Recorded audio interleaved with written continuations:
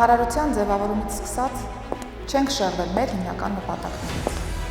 բայց ամեն քայլն իրականացնելով բացահայտել ենք նոր շերտեր, սահմանել նորանոր ուղենիշներ, դրանով իսկ ավելի ամրացնելով հաջողության պատմություններ ունենալու մեր ձգտումը։ Սիրելի քաղաքացիներ, ներկայացնելով իմ, որպես ներքին գործերի նախարար պաշտոնավարման 1 տարում իրականացված գործունեությունը, պետք է նշեմ, որ բարդ և բազմաշերտ մարտահրավերներ ենք հասցեագրել, ծավալուն և համակողմանի աշխատանքներ ենք իրականացրել։ Ներքին գործերի նախարարությունը նոր է։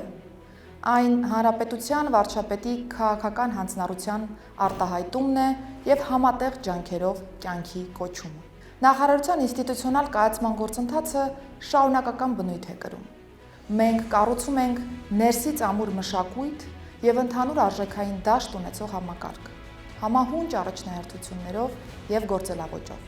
Մեր գործունեությունը ներառում է ոլորտներ, որոնք ուղղված են Հայաստանի ողջ հասարակությանը, բոլոր շերտերին, անկախ քաղաքացիությունից, ազգությունից, լեզվից, կրոնից և մշակույթից։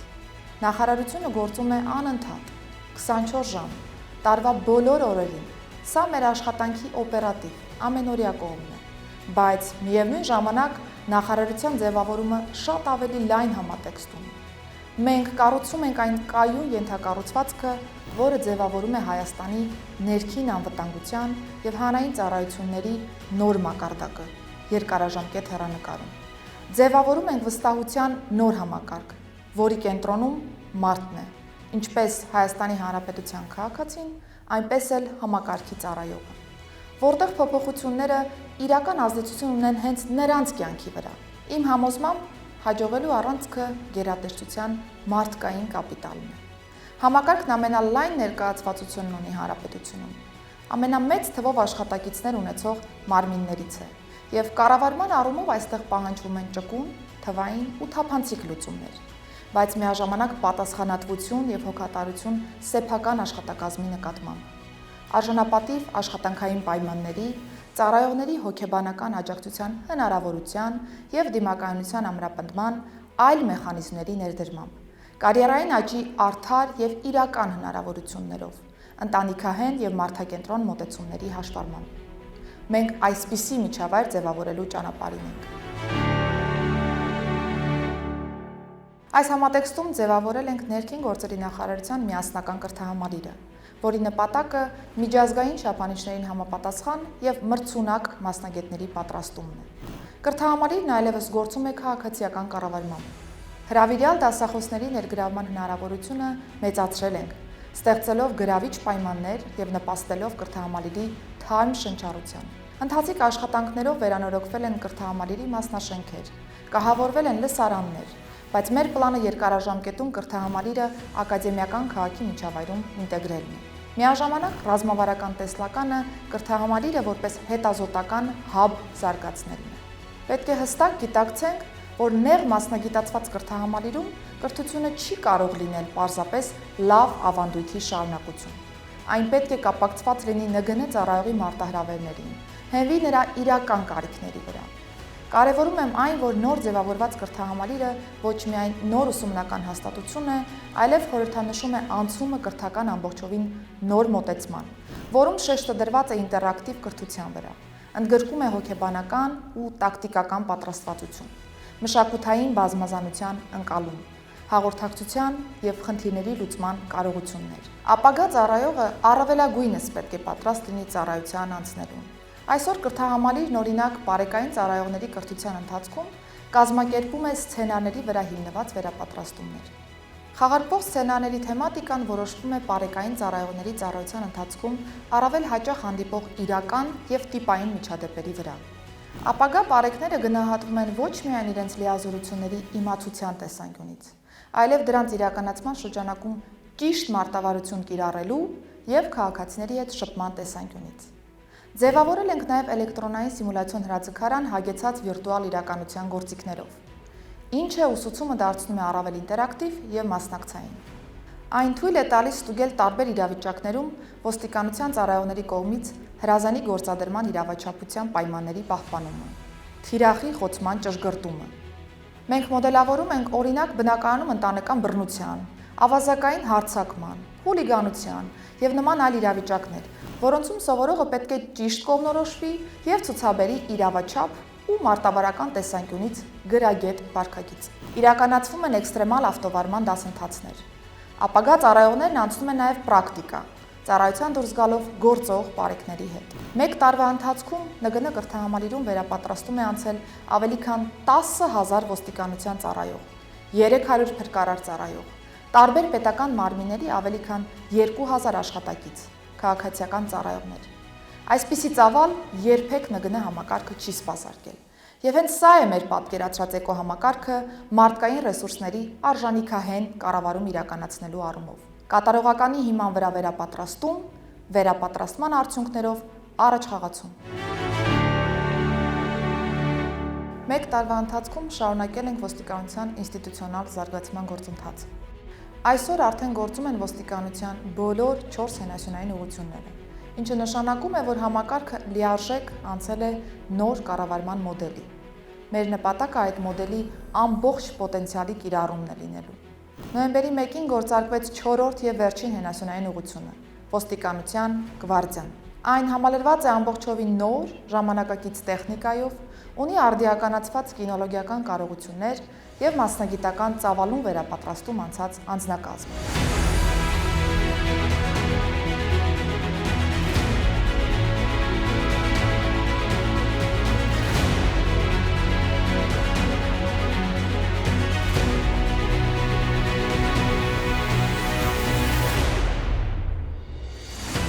Գվարդիայի հիմնական առաքելությունն է հասարակական կարգի եւ քաղաքացիների անվտանգության ապահովումը, որպես հանրային անվտանգության նոր երաշխավոր։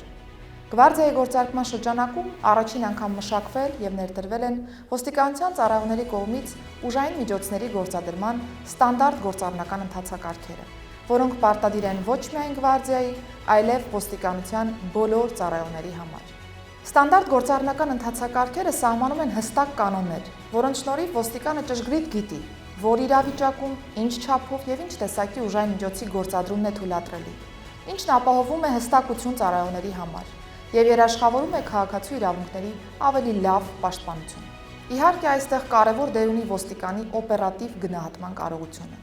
Այս ստանդարտը պետք է այնքան կիրառվի, մինչև դառնա մարմնի հիշողության մաս։ Հասկանում եմ, որ մեր ծառայողների հետ ստանդարտների հաստատմամբ նոր մարտահրավեր ենք ընդունել, որովհետև մեկ օրում չես կարող ձևափոխել տարիների պրակտիկան։ Գվարդիան պետք է գործի ամբողջովին նոր մեթոդներով, ստանդարտներով ու մշակույթով։ Այդ մշակույթի ձևավորումն ու կայուն ամրապնդումը հեշտ չեն,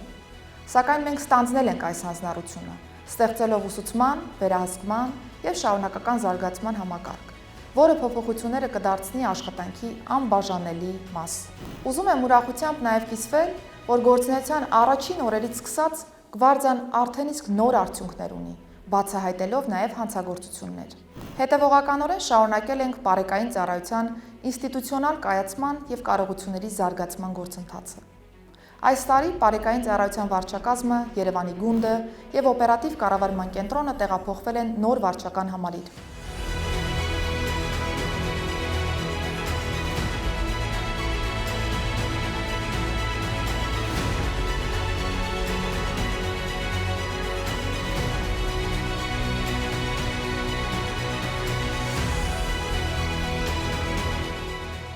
Շենքը հագեցած է նաև ժամանակակից մարզահամալիրով, հրաձգարանով, ձեռք են բերվել նոր էլեկտրոմոբիլներ, կրծքին եւ մեքենային ամրացվող տեսահասկման նոր համակարգ, արհեստական բանականությամբ ղեկավարվող անօդաչու թռչող սարքեր։ Բարեկային ծառայողների համար վերապատրաստումները պարտադիր են դարձել արդեն տարեկան կտրվածքով։ Սա լավ հնարավորություն է տալիս մեր ծառայողներին տարվա ընթացքում գույքագրած խնդիրների վրա աշխատել եւ լավարկել աշխատանքը։ Միաժամանակ նոր ծառայողների մուտքը ծառայություն ուղեկցելու համար պիլոտավորվել է նոր ծրագիր, որով ավելի փորձառու ծառայողները տեղում մենթորությամբ առաջնորդում են նրանց աշխատանքը։ Վերջին 1 տարվա ընթացքում ծառայությունը էական արդյունքներ է գրանցել։ Հայտնաբերվել եւ բացահայտվել է ավելի քան 11000 հանցագործություն, ինչը զգալի կշիռ ունի ընդհանուր պատկերում։ Ջրային պարեկները մեծ աշխատանք են կատարել Սևանա լճի էկոհամակարգի պահպանման ուղղությամբ, հայտնաբերել ապօրինի ձկնորսության դեպքեր, ապահովել ամառային սեզոնին հանգստացողների անվտանգությունը։ Ճանապարհատրանսպորտային պատահարների մասով նպատակն իհարկե անվտանգային մշակույթի ապահովումն է, որին պետք է ձգտենք բոլորս։ Զուգահեռ մեր պարեկների զգոնությունը պետք է ապահովի հատկապես զոհերի թվի նվազում։ Մենք տեսնում ենք, որ արդեն երկրորդ տարին անընդմեջ պարեկային ծառայության աշխատանքի արդյունքում նվազել են ՃՏՊ-ների արդյունքում զոհերի թիվը, եւ դա այն պայմաններում, երբ հանրապետությունում տրանսպորտային միջոցների թիվը շարունակում է աճել, հասնելով գրեթե 1 միլիոնի։ Համայնքային ոստիկանությունը 1 տարի է ինչ ձևավորվել է։ Մենք շարունակում ենք հասցեագրել ինստիտուտի կայացման հարցերը։ Ծառայությունը մեկնարկել է գործառութային մեծ բազայով, նպատակ ունենալով փուլային սկզբունքով բեռնաթափվել ոչ ոստիկանական գործառույթներից եւ ավելի մեծ ռեսուրս ունենալ համայնքի հետ աշխատանքի համար։ Այս տարվա ընթացքում արդեն իսկ դադարեցրել ենք ոստիկանի կողմից տարբեր տեսակի ծանոթագրեր հանձնելու պրակտիկան։ Տարվա ընթացքում հանձնել շուրջ 30,000 ծանոթագիր նշանակում է այդքան ժամանակ չհատկացնել համայնքին։ Սրա կարիքն արձանագրել եմ անձամբ, մարզային այցելությունների եւ բնակիչների հետ շփման արդյունքում։ Միաժամանակ մշակում ենք ժամանակակից լուծումներ, առցանց համայնքային ֆորումներ, վիրտուալ համայնքային խմբեր, հեռախոսային հավելվածներ, սոցիալական հարցումներ, հետադարձ կապի համար, որով մեր բնակիչները կարող են ավելի սերտ շփում ունենալ իրենց համայնքի ոստիկանի հետ։ Այս հաղորդակցությունն է, որ թույլ է տալիս ավելի ու ավելի վստահել համայնքային ոստիկանին։ Հատկապես պարտավորեցնող է այն միտումը, որ ընտանեկան բռնության դեպքերի մասին անձինք սկսել են ավելի շատ ահազանգել համայնքային ոստիկանին։ Կարևոր է, որ ծառայողը ևս լինի այս մոտեցման կրողը։ Ոստիկանի կերպարը թղթային աշխատանք կատարողից պետք է վերափոխվի հանրությանը, համայնքին ավելի մոտ կանգնած, համայնքի խնդիրներին ավելի արագ արձագանքող ոստիկանի կերպարի, ինչը նշանակում է գործառնական ընթացակարգերի էական փոփոխություն։ Արդեն մշակել ենք աշխատանքի ամբողջական թվայնացման տեխնիկական առաջադրանքը։ Քաղաքացիների ահազանգերի սպասարկման համար ծառայությունը հագեցվել է տրանսպորտային եւ այլ տեխնիկական միջոցներով։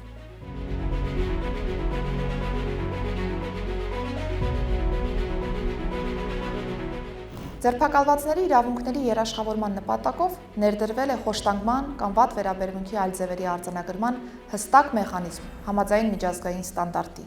Օպտիմալացվել են ձերբակալվածների պահելու վայրերը, կրճատվելով 30%-ով։ Ձեռք ենք բերել միջազգային ստանդարտներին համապատասխան հատուկ կահավորված 22, իսկ այնուհետև ևս 12 տրանսպորտային միջոց ձերբակալվածների ուղեկցումները արժանապատիվ կազմակերպելու համար։ Քրեական ոստիկանությունը ևս 1 տարի է ինչ գործում է։ Այն ձևավորվել է բաց եւ թափանցիկ ընդունելության միջոցով, որտեղ մասնակցել են նաեւ քաղաքացիական անձինք, իսկ պաշտոնի նշանակումները կատարվել են ուսուցման արդյունքներով։ Անձամբ մասնակցել եմ կադրերի ընտրության բոլոր փուլերին, գնահատելով նրանց պոտենցիալը քրեական ոստիկանության առջև դրվող նոր խնդիրների կատարման տեսանկյունից։ Այս հենասյունը նեղ մասնագիտացված մի խումբ ուղղություններով ունի նոր մոտեցման աշխատանքի դրական ազդակներ։ Թմրամիջոցների ապոնի շրջանառության դեպքերի հայտնաբերումն աճել է շուրջ 18%-ով։ Իրավապահ մարմինների կողմից ձեռնարկված միջոցառումների արդյունքում ընթացիկ տարում առգրավվել եւ շրջանառությունից դուրս է բերվել շուրջ 416 կիլոգրամ տարբեր տեսակի թմրամիջոց, ինչը գրեթե կրկնակի ավել է նախորդ տարվա նույն ժամանակահատվածի համեմատ։ Սա ցույց է տալիս, որ քրեական ոստիկանությունը պրակտիկայում իրացնում է նախարարության քաղաքականությունը, կենտրոնանալով թմրամիջոցների ներմուծման եւ արտադրության շղթայի վրա, ի սկզբանե դուրս բերելով շրջանառությունից մեծ խմբականակով թմրամիջոցներ եւ բացառելով հետագա տարածումը։ Կիբերհանցագործությունների դեմ պայքարում քրեական ոստիկանությունը շարունակում է զարգացնել միջազգային հեղինակավոր կազմակերպությունների հետ աշխատանքը, իր ներդրումն ունենալ միջազգային օպերացիաներում, զարգացնել կարողությունները ինչպես տեղում, այնպես էլ միջազգային հարթակներում։ Ընթացիկ տարում բացահայտվել է խոշորամասշտաբ ներդրումային խարդախություններով զբաղվող 3 խումբ։ Առաջիկայում ծառայությունը կվերազինվի կիբերլաբորատորիայով, ինչը թվային տիրույթում ոստիկանության դիրքերը կհզորացնի։ Միայն քրեական ոստիկանության կողմից բացահայտված դեպքերով պետությանը եւ համայնքին պատճառված նյութական վնասը նախնական հաշվարկներով կազմել է շուրջ 25 միլիարդ դրամ։ Կան նախաձեռնված քրեական վարույթներ, վերականգնված միջոցներ։ Մեզ համար շարունակում են առաջնահերթ լինել զենքի ապոնի շրջանառության խնդիրը, հրազենով կատարված հանցագործությունները։ Նախորդ տարվա համեմատ շուրջ 60%-ով աճել է առգրավված, հայտնաբերված եւ բացատրական աշխատանքների շնորհիվ կամավոր հանձնված հրազենի թիվը։ Աճն իհարկե էական է, սակայն այն իրապես դեռ գոհացնող չէ։ Այս ուղղությամբ շարունակելու ենք ակտիվ աշխատանքը, հիմքում ունենալով, որ այս զենքերն այլևս գործի չեն դրվի։ Հարցի իրավական կողմին անդրադառնալիս ակնհայտ է, որ առկա է ոլորտն ավելի խիստ գործիքակազմով վերահսկելու հանրային պահանջ։ Արդեն իսկ կառավարություն է ներկայացվել զենքի շրջանառության կարգավորման մասին օրենքում որոշակի լավարկումներ նախատեսող օրենքի նախագիծը, անդրադառնալով նաև պարգևատրական զենքերին եւ վերացնելով երկակի ստանդարտները։ Ներկա պահին մոնիտորինգի է ենթարկվում օրենքի ամբողջ տեքստը, զենքով կատարված հանցագործությունների դեմ պայքարն առավել թիրախային դարձնելու նպատակով։ Առանձին ուշադրություն դարձնելով նաև անչափահասներին, մեր նախաձեռնությամբ արգելվել է 18 տարին չլրացած անձանց արտաքին տեսքով կամ կառուցվածքով սառը զենքին նմանվող առարկաների, սարքերի կամ գործիքների վաճառքը, իսկ 16-ից մինչև 18 տարեկան անչափահասներին այդպիսի առարկաների, սարքերի կամ գործիքների կրումը։ Մեր թիրախը շարունակելու է լինել քրեական ոստիկանության ռեալ կարիքների հասցեագրումը, գործիքակազմի հզորացումը, որը թույլ կտա հատկապես կենտրոնանալ հանցագործությունների կանխման վրա։ Զուգահեռաբար մշակվում է նաև օպերատիվ տեղեկությունների ստացման համար արդիական նոր մոդել։ Սիրելի քաղաքացիներ, հանցավորության իրավիճակը եւ շարժընթացը միշտ ընթացիկ տարում եւս հասարակության կողմից ամենաքննարկվող թեմաներից է։ Հասարակության կողմից զգայուն վերաբերմունքն այստեղ բնական է։ Այդ պատճառով կարևոր եմ համարում անդրադառնալ այս թեմային մանրամասն, բաց ու անկեղծ, ներկայացնելով իրական վիճակը մեր արձանագրած խնդիրներով եւ արդյունքներով։ Սկսեմ ընդհանուր բնույթի փաստերից։ Ընթացիկ տարում ծանր եւ առանձնապես ծանր հանցագործությունների մասնաբաժինը ընդհանուր հանցագործությունների կազմում նվազել է 0.7%-ով։ Հանցավորության կառուցվածքը շարունակում է մնալ կայուն։ Մեզ մոտ հանցավորության ընդհանուր կառուցվածքում 85.7%-ը բաժին է ընկնում ոչ բարձր հանրային վտանգավորություն ունեցող, ոչ մեծ եւ միջին ծանրության հանցագործություններին։ Իրականացված աշխատանքների արդյունքում գրանցված հանցագործություններով բացահայտման արդյունավետությունը բարձրացել է, եւ հանցագործությունների թիվը, որոնցով կա որպես մեղադրյալ ներգրաված անձ, աճել է 3.5%-ով, առանձնապես ծանր հանցագործություններով 9.9%-ով, ծանրերով 5.8%-ով։ Անդրադառնալով առանձին խումբ հանցագործություններին նախ եւ առաջ ուզում եմ նշել, որ չեմ խուսափում դրանց քննարկումից, այլ ճիշտ հակառակը։ Մենք ախտորոշել ենք խնդիրը եւ հետեւողականորեն մշակում ենք լուծումներ, որոնք երկարաժամկետում կայուն արդյունք պիտի թողնեն։ Օրինակ, սպանությունները հանցավորության մեջ շարունակում են մնալ առավել զգայուն թեմաներից։ Նշեմ, որ Հայաստանում սպանությունները կազմում են հանցավորության ընդհանուր կառուցվածքի 0.2%-ը։ Հանրապետությունում շարունակում են գերակշռել կենցաղային բնույթի սպանությունները, որոնք վերջին տարիների կտրվածքով կտրուկ եւ վտանգավոր աճի տեմպեր չունեն։ ՄԱԿ-ի թմրամիջոցների եւ հանցավորության դեմ պայքարի գրասենյակի սպանությունների վերաբերյալ համաշխարհային հրապարակումներով 100,000 բնակչության հաշվով սպանությունների միջին ցուցանիշը 2021 թվականին կազմել է 5.8 դեպք։ Նույն մեթոդաբանությամբ հաշվարկված տվյալները Հայաստանի համար եղել են զգալիորեն ցածր։ 2021 թվականին 2, 2022 թվականին 1.9, 2023 թվականին 1.8, 2024 թվականին 2։ Այս տվյալները փաստում են, որ Հայաստանը գտնվում է համաշխարհային միջինից էականորեն ավելի լավ մակարդակում։ Ավելին, միջազգային տարբեր կազմակերպությունների, հարթակների կողմից հրապարակվող վարկանիշային գնահատումներով մեր երկիրը համարվում է աշխարհի ամենաանվտանգ պետություններից մեկը։ Այս առումով, իհարկե, կարող են հնչել առանձին դեպքերով որոշ հակափաստարկներ, սակայն վստահեցնում եմ, որ դրանք չեն կարող ստվերել ներքին անվտանգության այն բարձր մակարդակը, որն օբյեկտիվորեն առկա է Հայաստանում։ Այդուհանդերձ ես ամենևին հակված չեմ դիրքավորվելու այնպես, որ հանցավորության, մասնավորապես ծանր հանցագործությունների կանխարգելման ուղղությամբ անելիք չունենք։ Ընդհակառակը, մեր ուսումնասիրությունները ցույց են տալիս, որ ծանր հանցագործություններն ունեն խորը արմատներ։ Դրանց հիմնական պատճառները մեծամասամբ սոցիալական, կրթական եւ առողջապահական բնույթի խնդիրների հետևանք են։ Ուստի կանխարգելման աշխատանքները իրականացնում ենք ոչ թե հետևանքների դեմ պայքարելու, այլ հենց պատճառների հաղթահարման տրամաբանությամբ, ձևավորելով համակարգված երկարաժամկետ կանխարգելիչ քաղաքականություն։ Լայն առումով սրան են ուղղված նաև կառավարության ջանքերն ու ռեսուրսները, որոնք ներդրվում են կրթության, առողջապահության, սոցիալական, իրավապահ եւ այլ ոլորտներում։ Հենց այս նպատակով ներքին գործերի նախարարությունում մշակվում է հանցավորության կանխարգելման ռազմավարական ծրագիրը, որը մինչև տարեվերջ կներկայացվի կառավարություն։ Հանցավորության կանխարգելման ուղղությամբ փաստահեն քաղաքականություն վարելու կարողությունների ամրապնդման համար նաև մշակվել է ոստիկանության ինֆորմացիոն կենտրոնի վերաիմաստավորման տեսլականը, որի արդյունքներով մինչև տարեվերջ ՆԳՆ կազմում կձևավորվի նոր մասնագիտացված ստորաբաժանում, հանցավորության վիճակագրության և հետազոտական կենտրոնը։ Այս փոփոխությամբ ստեղծում ենք ամբողջովին նոր մարմին, որը կզբաղվի հանցավորության տվյալների վարմամբ, համապարփակ վիճակագրության ձևավորմամբ և արհեստական բանականության ու այլ վերլուծական գործիքների կիրառմամբ քրեաբանական հետազոտություններով, ինչը հնարավորություն կտա բացահայտել հանցավորության օրինաչափությունները, կանխատեսել հանցագործությունների հավանական ռիսկային գոտիները և դրանց հիման վրա ներկայացնել հանցավորության կանխարգելման ուղղված առաջարկություններ և ուղղորդող վերլուծություններ։ Բոլոր այս գործողությունների նոր մոտեցումներով աշխատանքը կազմելու հիմքում կրկին մարդն է, այս դեպքում մեր ծառայողը։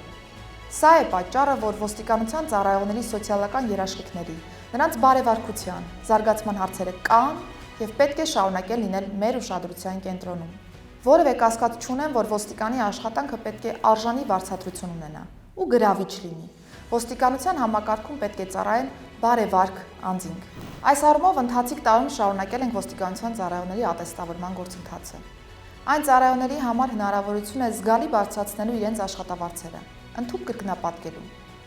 Նշեմ, որ մինչ օրս ատեստավորման բոլոր փուլերը հաղթահարել են 4602 ծառայողներ։ Այսօր համակարգում ատեստացիայի շնորհիվ օրինակ քրեական ոստիկան, ով նախկինում ստացել է շուրջ 285,000 դրամ դրամական բավարարում, ատեստացիան գերազանցությամբ հանձնելով ստանում է շուրջ 585,000 դրամ։ Ոստիկանությունում ծառայության անցնելու գրավչությունը բարձրացնելու նպատակով հանդես ենք եկել նաև ոստիկանության ծառայողների համար նոր սոցիալական ծրագրի նախաձեռնությամբ, ըստ որի ոստիկանության ծառայողները կկարողանան բնակարան կամ բնակելի տուն ձեռք բերել կամ բնակելի տուն կառուցելու նպատակով օգտվել մատչելի և արտոնյալ պայմաններով հիփոթեքային վարկավորման ծրագրերից։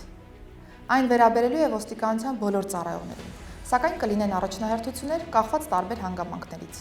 օրինակ տարածք, ծառայողի սոցիալական վիճակ և այլն։ Համակարգն առավել բանիմաց կադրերով համալրելու մեր հանձնառությունը կյանքի կոչելուն միտված քայլերը շարունակվել են նաև ընթացիկ տարում։ Օրենսդրական փոփոխությամբ վերացրել ենք ոստիկանությունում ծառայության անցնելու տարիքային առավելագույն շեմի սահմանափակումը, ապահովելով հավասար հնարավորություններ բոլոր այն անձանց համար, ովքեր համապատասխանում են սահմանված մասնագիտական և բարևարքային չափանիշներին։ Հայտարարվել են ընդունելություններ։ Հետևողականորեն շարունակվում են ոստիկանությունում հատկապես կանանց ներգրավվածությունը խթանող տարբեր միջոցառումները և ծրագրերը։ Իրականացվել են լայնամասշտաբ իրազեկման արշավներ։ Փոփոխվել են ծառայության անցնելու համար սահմանված պահանջները։ Իրականացվել են ծառայություն անցնելուն խոչընդոտող հանգամանքների հաղթահարմանն ուղղված աշխատանքներ։